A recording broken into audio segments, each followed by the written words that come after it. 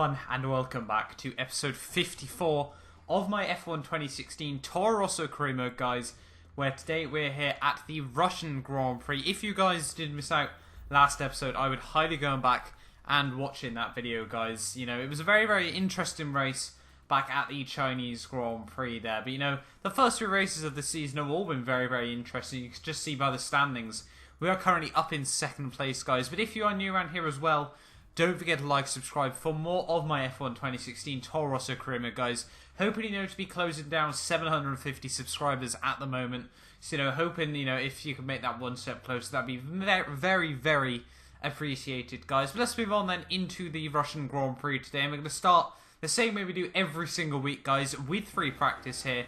Coming to the end of my track acclimatization, that we'd actually set a fully purple score up to this week. You see, we've already banked the green. And now just coming through the final couple of corners, hoping we can get the fully purple score there. We set a perfect lap once again there. So it's going to be another fully purple 50 R&D point score there, guys. Which, you know, will very, very much help this car development here. Because now see, moving on to my qualifying simulation lap, we're actually very, very close to the Delta there for a green score. But this final sector, really where I feel my strongest here. You know, we can pull out so much time over the AI and also my track qualifying simulation Delta as such. But coming through these final couple of corners, you run a little bit wide there into the second last corner, trim the final corner there ever so slightly, but we do in fact manage to go purple there, considering we were red at the end of sector 2 there. You know, that's been very, very good. So at least 100 R&D points there coming from our qualifying session there today, guys. You know, can't really complain about that. That's very, very helpful for the car development here. Obviously, you can see we are currently up in P4 overall on the car development, so, you know, hoping we can overhaul Red Bull and Ferrari very, very soon. And, you know, maybe we might be able to get close to Mercedes by the end.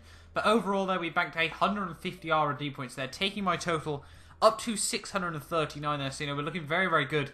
Like, we might be able to get an upgrade on the car, you know, maybe at the end of this Grand Prix before, you know, we move into Spain for the next round, guys. But if we don't get one here, then we should be able to get one in Spain, guys. Just having a look then at the R&D overall. And we're currently, as I said, guys, 4th overall. But we've also, you know, we're one upgrade away from Red Bull and Ferrari, you know, the two teams just ahead of us. So it'll be very, very interesting to see if we can jump Red Bull there. That will really spice it up there. We can just see, come around the final corner there on my Q1 lap, you know, very, very easy that we can get into Q2 there. So we went on a set of the soft tyres there. P9 overall in that first session there. Lewis Hamilton took provisional pole in that qualifying session. You know, he's looking like he could be the big pace setter there. The only real surprises there were, once again, Williams trying to get their cars through on a set of these soft tyres there. And Valtteri Bottas not making the cut this week. I'm pretty certain it was Felipe Massa last time out at China, guys, that didn't make the cut. And this week it's Valtteri Bottas now. But moving on then to my qualifying 2 lap. And I think this session was really going to show how good my pace was on these set of super soft tyres. So, you know, hoping we might be able to get into the top 3 in this qualifying session here. You know, if we get a couple of good laps in. I was feeling very, very confident with the car around this track. It really, really did suit the car here. But you can see, come around the final couple of corners, they're actually running a little bit wide through the second to last corner there, guys. But we do go purple there. And by the end of the session, we are actually going to be able to hold on to provisional P1 there in that session. Actually, both my teammates as well, Daniel Kvyat, gets into Q3 there as well. So very, very good for the team there. We saw both Toro Rossos, both Mercedes, both Ferraris there, a Force India, both Red Bulls, and the McLaren Honda of Jenson Button there making it into Q3 there. So the first time, I think, this season that both Toro Rossos have made it into Q3 there. And that's very, very good for the team here. But now moving on then into my Q3 lap here, you know, hoping we might be able to hold on and defend the good pace we set in Q2 there, you know. If we can get a good lap in this session, you know, we should have a good advantage down into turn 1 in the race. Obviously, where it's such a long straight, you know, we want to be able to dip in. We want to obviously have the advantage before, you know, all the slipstream effect kicks in there. But coming into the final sector here, as you can see, we're just a little bit up on Sebastian Vettel there, but Max Verstappen then sets a new purple lap time there, but I doubt he'll be able to hold on to it. But, you know, we're hoping, you know, that we can overhaul him there, give myself the best chance as we come into the final couple of corners there, run just a tiny bit wider into the second to last corner there, nail the final corner, and we go up into pole position there, guys, with a very, very strong lap there. But unfortunately, Lewis Hamilton managed to edge me out, guys, by 15 thousandths of a second there. So, you know, I'm not very happy with that. Nico Rosberg takes home 3rd place there in that qualifying session there. So we lock out. We don't let Mercedes, lock out the front row there, so, you know, we can be very, very happy with that. Red Bull get P4 and P5 there, with the Ferraris up in P6 and P7.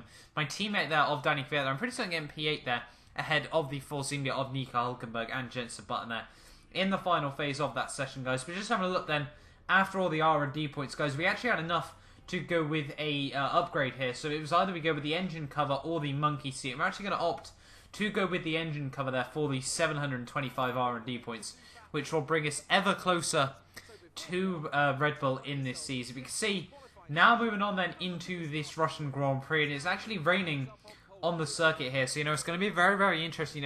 It's looking like it's very, very light rain, so maybe we could see a switch in the weather during this race here. We could just have a look running down the grid there. I was actually wrong. Danny Kvyat managed to split the Ferraris there, so very, very happy with that, as you can see. Felipe Massa just missed out on Q3 there, just ahead of Sergio Perez there, with Romain Grosjean and Esteban Gutierrez getting both Hasses up into Q2 there once again. The Renaults and the Manas once again lock out the back two rows there. Not really what they want to be seeing in this career mode, guys, but it's seeming like it's happening more and more often now that Renault and Mana just don't have the pace to get any higher than that.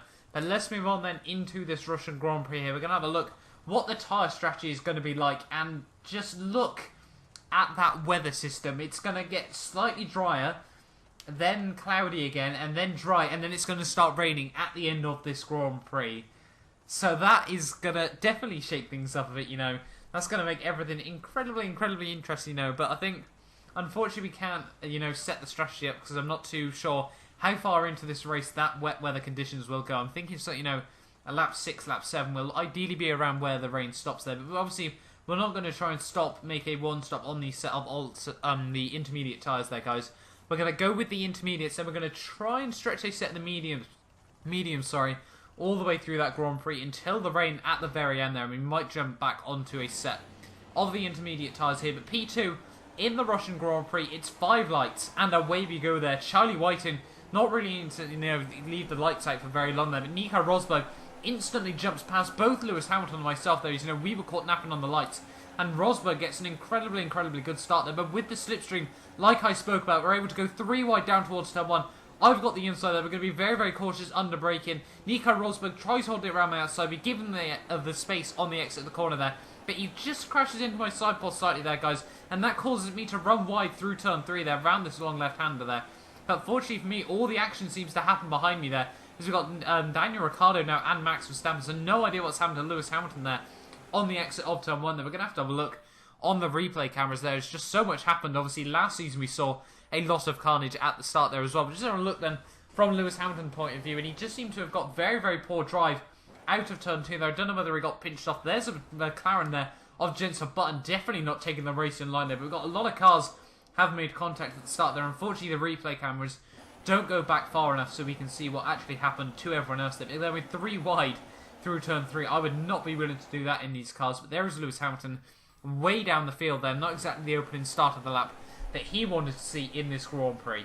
But now moving on then further on to the end of lap 3 here. We're now right behind Nico Rosberg once again there. We were fairly equal on pace here, but I was just able to close in sort of a 10th a lap and hoping, if we do end up getting DRS when the heavens do clear away, we may be able to get the jump on him. But you see, now moving on to lap 4 there, we got incredibly good drive at the final corner here. And Russia, just a track where slipstream is so important. You can see how much extra speed we have down that front straight there as we fly straight past Nico Rosberg down towards turn 1 there. Those 3 engine upgrades really did help us out back at the start of the season there, but we locked at the rear axle on the exit of turn 1 there. Unfortunately, we had to back out of the corner there, so Nico Rosberg going to try and hold it around my outside, around turn 3 there. The long left-hander, is he going to be able to do it there? We're going to have to try and squeeze him off the racing line on the exit there, but he makes the position stick around that corner there. But we're going to get very, very good drive as he gets caught over the curb. They're still losing the back end as we come down this next short straight there. We're going to have the inside for the next corner there. He's going to try and hold it on my left-hand side there. We're going to squeeze him out on the exit,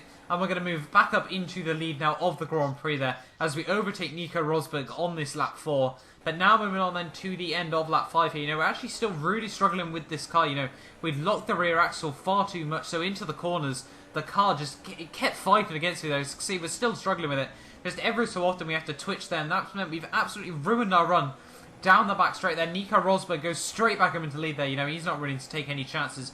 But now we've got Daniel Ricciardo and Max Verstappen there. But, we're going to give him the room on the outside there. But Daniel Ricciardo is going to try and thread the needle there. We back out of it there. And Max Verstappen as well goes to the move down towards Sector 3 there, guys. Rosberg manages to defend from him there. But Daniel Ricciardo goes from P3 there to P1 with a massive thread the needle ballsy move there by himself down that back straight there. I would not be willing to go for that gap there. But we then move back up the inside of Max Verstappen there, so he's not going to be able to make the move to the same effect there as he tried it, but, you know, it was only going to be one car that was going to be able to fit through that gap there, and we now hold on back into P3 here. You know, it's not going to be more about what position we're in, but how far behind the leader we are in at this stage of the Grand Prix here, guys, because, you know, we're all swapping positions over so much now, as we're all, you know, within a second of each other, but coming down the long front straight here, down towards turn 1 here, are we going to be able to get a run on Nico Rosberg here? It's looking like we might be able to here. We're going to try and have a look up the inside, down towards turn 1, and we go for the move, but once again, that axle just locking again. We're going to have to try and cut the turn 2 there. And is Nico Rosberg going to be able to defend from me? No, he is not, as we move straight up into P2 there. You know, in a little bit of interesting circumstances there, but we followed Bernie's around the outside of the bollard there on the exit of turn 2. But now, at the end of lap 7 here, it was basically time to move on to a set of the dry tyres here. Coming into the pit lane though, we tagged the wall there. Somehow do not lose any of our front wing there as we go into the wall at about 40 miles an hour. Max Verstappen actually decides to stay out on this set of inters for one more lap here. So, you know, that's basically his race completely ruined there. But coming into the pit lane here, hoping, you know, that we might be able to jump Daniel Ricciardo there. It's not going to happen, unfortunately for myself. But we do close in on him absolutely massively as we set a 1.9 second pit stop there. You know, we can't really ask for more from the team there. But we come out of the pit lane up in P3 here. So, you know, haven't lost out on many positions. Basically, everyone but Max Verstappen has decided they would stay out on this lap of the Grand Prix here. But now moving on further on into the Grand Prix, onto lap 10 here, right behind Daniel Ricciardo, once again back up into P2 here. You know, on this set of medium tyres here, you know, they were actually graining very well at this stage of the Grand Prix. So hoping, you know, that we can close in on Daniel Ricciardo as we come around this long left-hander. We're going to have a look around his outside, which turns to the inside for the next corner there. But we think better of it on the exit of the corner there. Take a lot of curb through turn 4 and turn 5 there. You know, not exactly what we wanted. But coming down now, as you can see, we're purple in the first sector there, trim turn 6 there, but we're still right on Daniel Ricciardo's gearbox here. You know, hoping maybe down the long back straight here with the DRS now, we might be able to get a move on here. And as you can see, this is where we really close the time here. You know, it's sort of, you know, the track's near enough dried out here, but the AI still think, you know, it's fairly wet on the circuit there. We're just pushing the car to the absolute limits here. As you can see, coming into the next couple of corners there, unfortunately downshift one too many times, but that's not really going to affect us too much as now we've got the DRS, we've got the slipstream.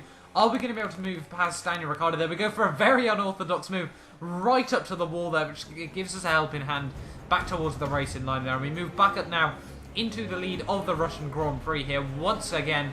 But now moving on to lap 13 here, as you can see, Nico Rosberg has moved back up into second place now of the Grand Prix here. Is he going to be able to line us up for a move down the long back straight here? You know, we won't be able to pull out a second by the DRS zone here. Nico Rosberg has had so much pace on these dry conditions here. You know, I thought I was doing really well, but Nico Rosberg in that faster car, in that on those soft tyres as well, you know, he's got a very good chance of being able to re-jump me in this Grand Prix. But coming down towards the long back straight here, he's going to have the DRS. We're going to try and push it, you know, up to the wall basically there. Nearly go into the wall there, but Nico Rosberg goes into my back end there. Daniel Ricciardo tags me, and that's been a massive crash there between myself and Nico Rosberg. Both of us out of the Grand Prix there, guys. And I don't even know exactly what happened there. I think it was Daniel Ricciardo made contact with my rear end. But we're definitely going to have a look back at that crash there, guys. Just coming down this back straight, you can see Nico Rosberg and Daniel Ricciardo both closing in on me there. Nico Rosberg, sorry, first of all, you can see just bumps my rear end there, which pushes me back into the line of Daniel Ricciardo there. But he just goes straight into the back of me. That's both Nico Rosberg and myself in the air there. Rosberg about 10 feet in the air there, guys, by the end of that crash. He was very lucky, you know, nobody else was scooped up there. Let's have a look then from Daniel Ricciardo's point of view. This is just where we've been tagged by Nico Rosberg. We go right back into his line there, and he just doesn't even brake or anything there. I don't know whether that's payback for Bahrain or whatnot, but you could just see then that is both Nico Rosberg. Now, there's no chance either of us is saving that. Rosberg gets a huge amount of air there on the exit there. We can just have a look then from Nico Rosberg's point of view. This is where he makes the contact with me. He tries to go towards the wall there, but decides better of it. You know, we're just a sitting duck there. But there is the slight contact between Daniel Ricciardo and I. And with this game's interesting physics engine, you know, Nico Rosberg just gets a little bit of air there, and then it gets scooped up on my front end there. But, you know, that's my wheel gone straight away there. Nico Rosberg somehow has all 4 wheels intact at this point there. So, you know, but I'm pretty certain he is out of the Grand Prix after that. As you can see, he crashes back down there. hits the wall there, somehow hasn't actually lost a wheel there, so he might actually be back in this Grand Prix still. But unfortunately for me, guys, we are out of the Russian Grand Prix. They're my first DNF of the season.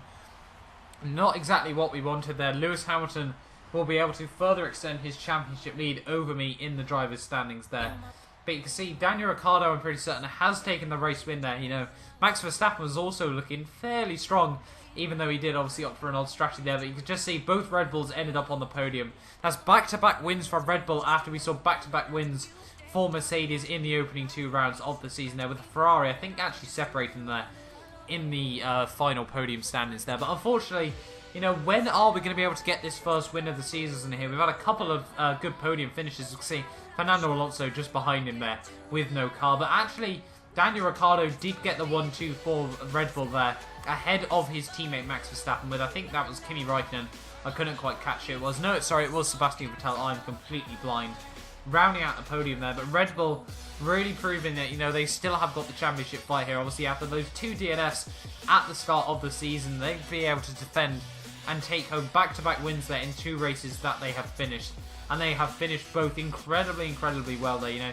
Their first 2 races where they have scored points, and they've nearly taken maximum points there. But Daniel Ricciardo takes the win ahead of Max Verstappen there. Sebastian Vettel gets P3 there, ahead of Kimi Räikkönen there. Fernando Alonso in a very strong P5 there for for McLaren there, with Lewis Hamilton in a surprise 6th place there. So, you know, he just didn't really have the pace after that start line incident. But fortunately for him, though, you know, over me at least, he will have a race wins advantage. Not too sure how big the gap will be to everyone else, but Valtteri Bottas, Nico Hülkenberg, Sergio Perez, and my teammate Danny Kvyat all round out the points there, guys. And we're going to have a look how many places we have lost overall in the standings there. Nico Rosberg somehow finishes that Grand Prix up in P11 there. No idea how he managed to do that, but unfortunately both myself and Rio Haryanto did not make it to the end of that Grand Prix. But looking at the points, and somehow we have not lost a single place overall in the driver's standings, just 2 points ahead of both Max Verstappen and Sebastian Vettel. I think 10 points ahead of Daniel Ricciardo there. But you can just see Lewis Hamilton now with a 31-point lead overall in the constructors standings. Sorry, in the driver's standings. And having a look at the constructors, Mercedes hold the exact same gap there. Unfortunately, we've dropped down to P4 overall in the constructors standings, guys. But hopefully you guys have enjoyed this very short-lived video, guys. Don't forget to like, subscribe, and I will see you guys next time. So promise that you'll catch me.